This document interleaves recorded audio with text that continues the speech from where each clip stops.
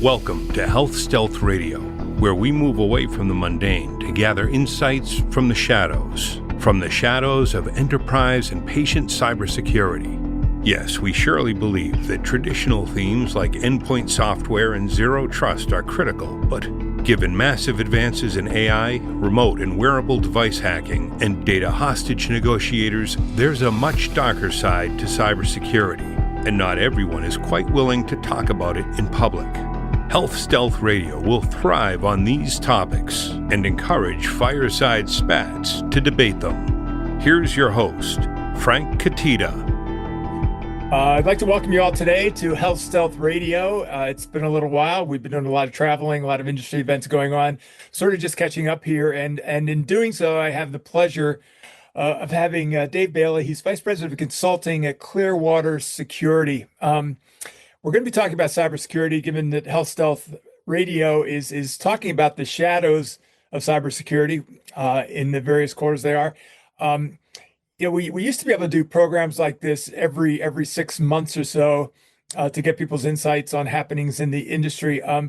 The problem is that the things are changing every 6 days. 6 weeks seems like a long time for those, especially in cybersecurity and anything touching artificial intelligence. So I wanted to bring Dave in to give his feeling as a consultant that's out there face to face with clients every day of the week of what his read on the cybersecurity landscape is. Zero trust. We'll talk about 4 or 5 different issues. And then we'll just sort of jump into the Q&A, and I'll start out. I'd love Dave to introduce himself, give us a little bit of background of how he got here, a day in the life of a consultant at Clearwater, and I'm always curious, especially at summertime, what people do with their free time or what they're looking most at doing this summer. Dave, thanks for joining the program. Appreciate it. Frank, thanks so much for having me. Dave Bailey, Vice President, Consulting Solutions and Strategy here at Clearwater. I had the pleasure. Not going to go too much into my journey, but I started out and cut my teeth in cyber back in the late 90s in the Air Force, and really about the time that the government stood up, or Department of War stood up Cyber Command. Spent a short time there, and then transitioned into a lot of work with the federal government in cybersecurity. Had a unique opportunity about 2009, and went over to support a multi-hospital health system as a security officer and director of technology. I knew cyber really well, knew nothing about care delivery, so it was an extremely humbling experience.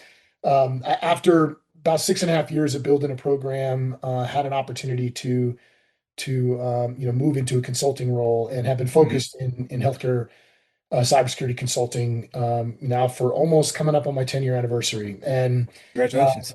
Wife and I and 2 pups are in Castle Rock, Colorado, and we love to hike. And in fact, getting ready to go on a hiking adventure here over the weekend. So look very fantastic. Much forward to it. Fantastic. I'm always curious when somebody says that they had a military background, and thank you for your service, by the way, that how do you feel that being a ex-military guy helped you in terms of cybersecurity? I'll tell you the story after you tell me to see if we're in sync. I was extremely fortunate enough to have the opportunity and the pleasure to serve. It is something that I have always wanted to do. I will say what really I enjoyed about the healthcare industry is that, it is a industry of service, and from a cybersecurity perspective, it has a lot of challenges. It is part of critical infrastructure. It is very unique. It is not like, the other services, or the other industries as it comes to, how they protect data. Yep. Best analogy I could always give is like, the finance industry gets to lock all their money in a bank or in a vault, and you allow people to come in securely in and out of it. Well, healthcare, they have the vault. They just open up all the doors and they conduct care delivery inside the vault. So, and they let anybody in the vault that they wants to come in. So it's a challenging environment when it comes to being able to protect data across ecosystems. So interesting. We'll talk about this a little bit later, but the people that I've talked to asking about why they hire military people said it's not because of the defense part of it, which is a natural for military people. It's mainly because they understand the chain of command during a crisis much better than other people. And I'm wondering if you would agree with that. Wholeheartedly agree with that. And not only is chain of command important, but actually doing crisis. I think part of some of the challenges that happen is if the first time you're you are dealing with a crisis and it's your first time, you're not going to be very good at it. You'll have some successes and some failures, but the probability and likelihood of you being able to manage that crisis successfully is very low. And one of the great things about the military is, and what makes us so great, is we train the way we fight. And I tell anyone that has to, respond to incidents and deal with what we are dealing with today, that you need to practice. It needs to become part of the routine and the rhythm. And if you're doing it for the first time, generally speaking, you're not going to be very successful at it. So, Well, we didn't even plan on it. This is a perfect segue for the first theme that we're going to talk about. So, first of all, I'm trying to get the modernization aspects of certain things. So there's the sure. modernization of zero trust, because Yep. to a certain extent, and we could debate this, I'm sure, with other people. It's sort of become table stakes in a way that you've got to at least say it. And you have to say resilience. So I'm looking at your view, and you just sort of teased it with the anti-fragility part. Yeah. The folks in the military and other people, I mean, you could be working for an emergency squad, are used to running toward the fire rather than away from it. So tell me a little bit about what you see the next gen of zero trust being post. I like to tease the folks that I know that are in that business, say post zero trust, to make people feel like, oh my God, I missed the first zero trust, and now it's how do I jump on that bandwagon? And how about the whole issue of resiliency versus anti-fragility, where you're actually looking to embrace the stressors, as opposed to just observing them and making actions afterward? Yeah, it's I think one of the biggest things that I will say today, and even I even think my thinking has progressed on this in the last 60 days. We are going to get to a point very soon where the terminology, I hate to use the buzzwords and the Go terminology, ahead. but Go ahead. machine response, like it isn't about just human response, it's machine response. While Mhm. humans are going to be right there alongside of this, and having to ensure that we keep our patients safe, that we're able to survive some Mhm. type of attack. We are going to have to continue to stress ourselves to work under that duress. Like, what I like about the word resiliency is it's about, can you operate under duress? Mhm. I go back to the premise that you don't know if you can unless you do it, and you have to position yourself and practice and continue to validate it. If you look at, what I love, the concept of zero trust. I go back to, Mhm. it is a concept that I think is extremely important. However, I always, like to caveat that the complexities of implementing zero trust inside of the health sector, as I go back to say, if it was easy, it'd already be done. And there's a lot of work, even with just the basic building blocks, in order Mhm. to get there. And I think folks need to start shifting their mindsets to understand that putting themselves under these under duress, and looking at these smaller conditions will prepare you to know how to respond when it does happen. So. If you had a top three list of complexities, as you just mentioned, what would be near the top of the underestimated complexities of zero trust that people need to be coached on by people like you? Oh, I think the one of the biggest complexities is we typically see an extremely large attack surface inside of healthcare. And Hmm. um, the basic building blocks of network segmentation, of minimum access, and looking at being able to properly engineer a solution other than bolting on solutions. And we see that throughout the enterprises. I mean, just so large and complex enterprises that really, when you try to implement the basic building blocks, of zero trust, and it becomes an extremely Hmm. complex problem to solve and lengthy problem to solve. Very much like when you asked 5 years ago and say, do you have network access control? And it was like, oh, well, yeah, that's a 27-year project in order to get done inside of a Yeah. hospital. So zero trust has those same challenges when it comes to put on the basic building blocks. And if you can put basic building blocks in and then start to chip away at what zero trust is supposed to do, you'll Yeah. you'll have a lot of success at. So. Are you seeing anything interesting in the simulations out there? I mean, there's all of these desktop, laptop simulations that people are doing.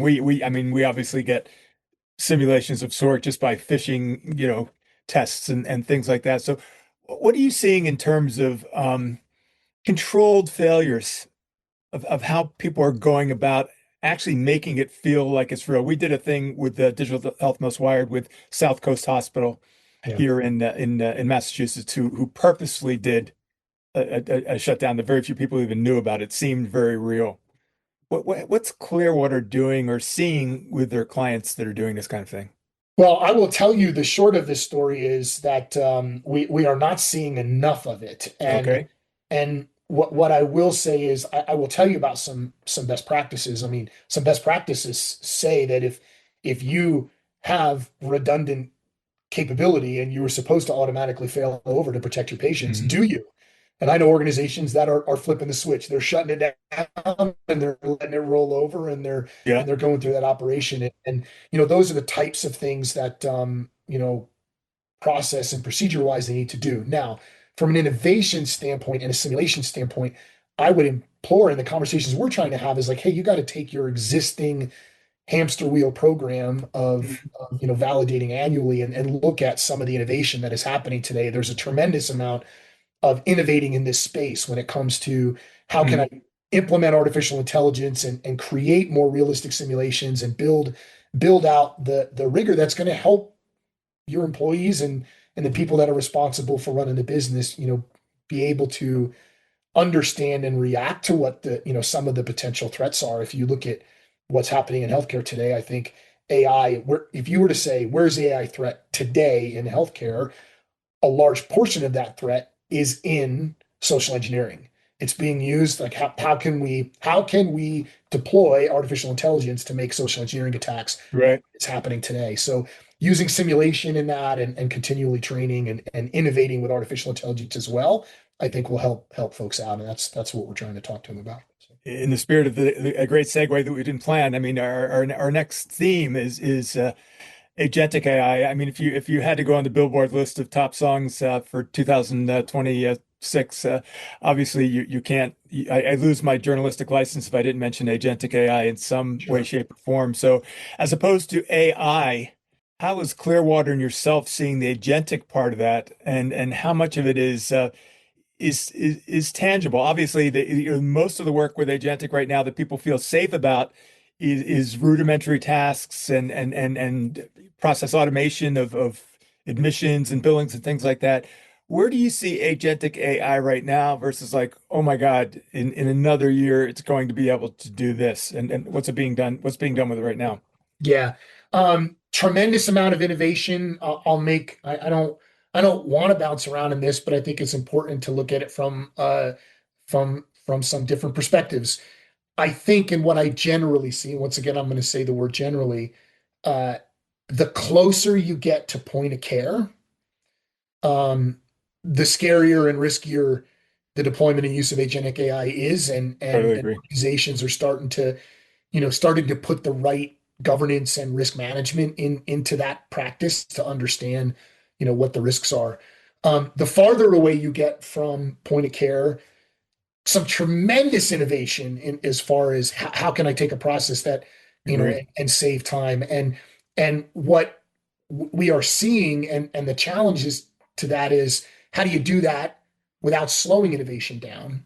And Hmm. it goes back to building blocks of governance. If you know what data you have to protect, right?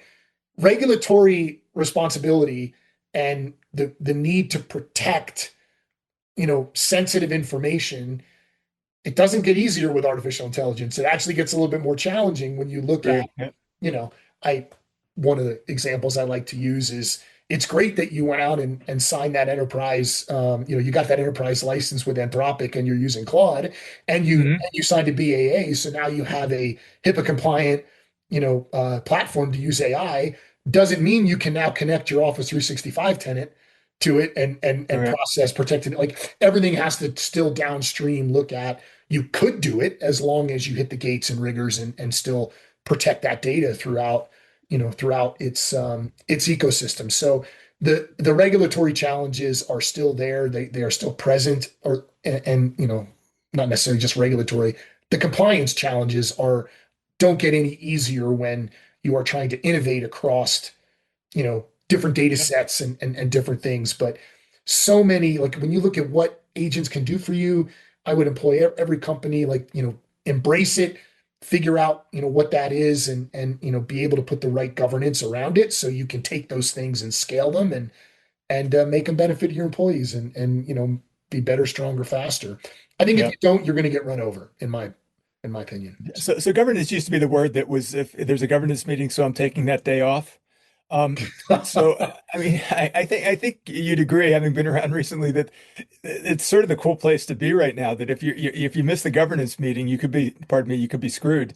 Where do you see the governance landscape right now? Where's the center of gravity? Who's taking control of this? I mean, is it the CISO, or who's running the show on that? Because it's quite a cast of characters that you have that are involved in governance.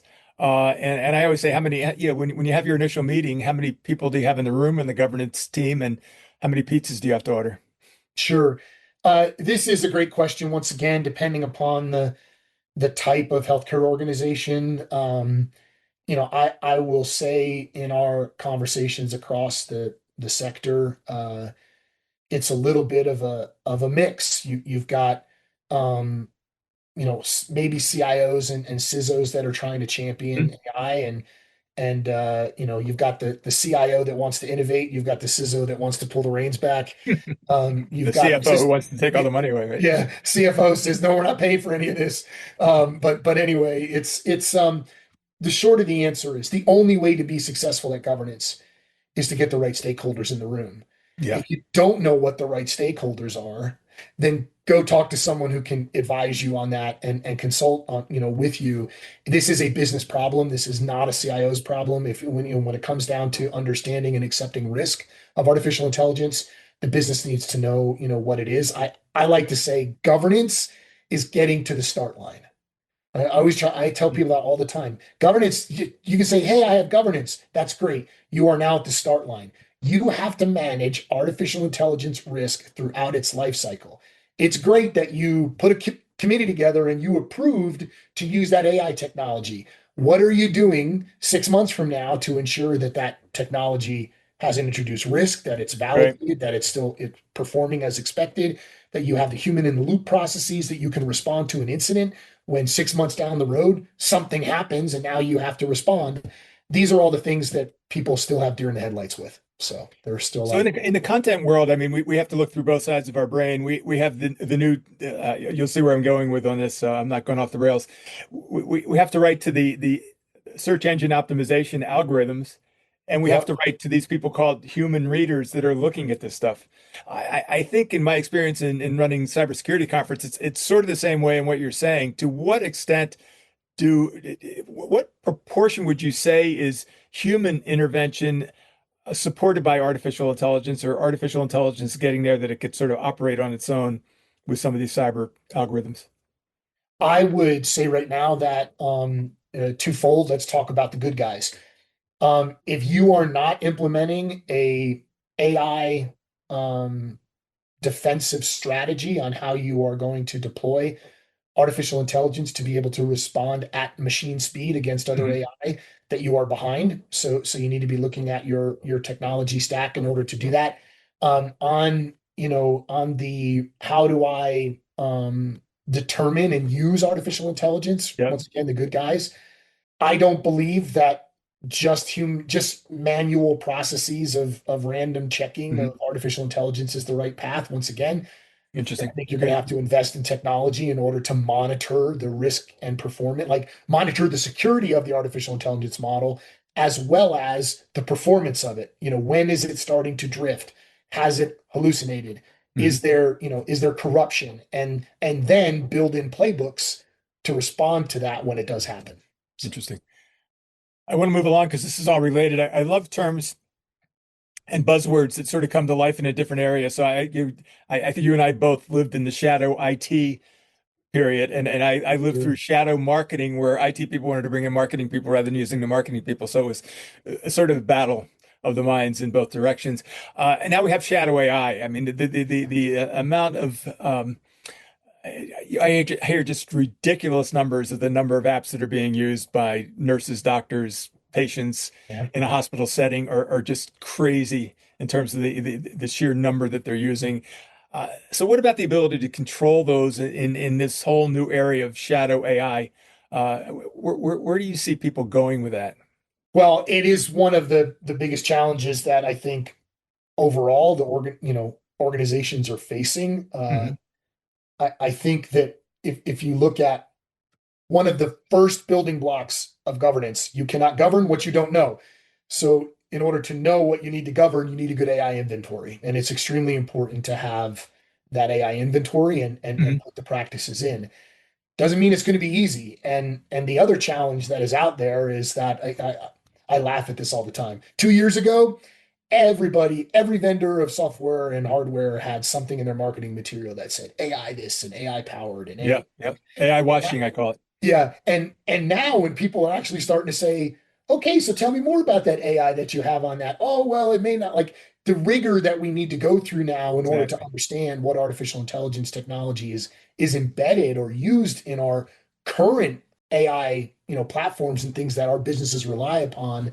Once again, goes back to building blocks. Do you have the governance in place? Do you know what it is? Have you done the right security check? Hmm. Are you comfortable and can you accept the risk of using that artificial technology? So I think it's a mix of people, process, technology, good, strong foundational, ways to evaluate vendors.